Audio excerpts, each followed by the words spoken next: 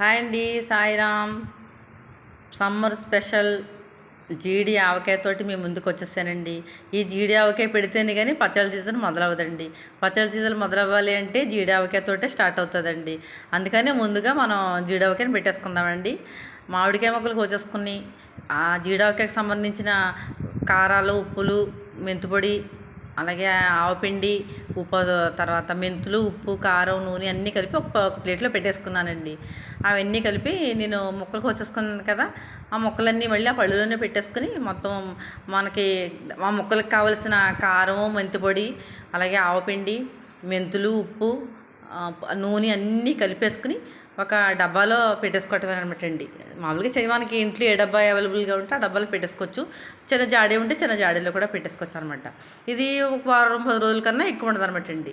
ఒకవేళ ఉన్నా ముందు మనం ఉంచం కదా, తినేస్తాం కదా, అందుకనేసి అది నిలవ ఉంటుంది. నిలవ ఉన్నా కానీ మనం ఎక్కువ ముందు అన్నంలో ఇవి తినేస్తాం కాబట్టి పచ్చడి కూడా త్వరగానే అయిపోద్దులండి. పచ్చడి అంతా డబ్బాలో పెట్టేసుకొని కొద్దిగా నూనె వేసేసానండి. ఆ తర్వాత కొద్దిగా వేడివేడి అన్నంలోని ఇంకా ఫస్ట్ గుండగా పచ్చడి కలిపిన ముద్ద అంటే ఇంకా టేస్టే వేరే లెవెల్ అనుకోండి. చాలా బాగుంది, అన్నీ సరిపోయాయి అనమాట. ఇప్పుడు వేడివేడి అన్నంలో కలిపేసుకుని ముద్దలు తినేద్దామండి. ఆవకాయ అంటే ఇష్టం ఎవరికి ఉండదండి, అందరికీ ఇష్టమే.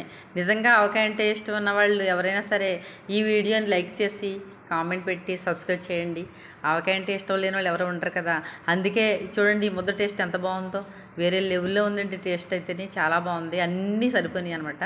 మొత్తం కంచం ఖాళీ అయిపోయింది. చాలా చక్కగా కుదిరింది పచ్చడి. నమూనా జీడి ఆవకాయకి. సాయిరామండి.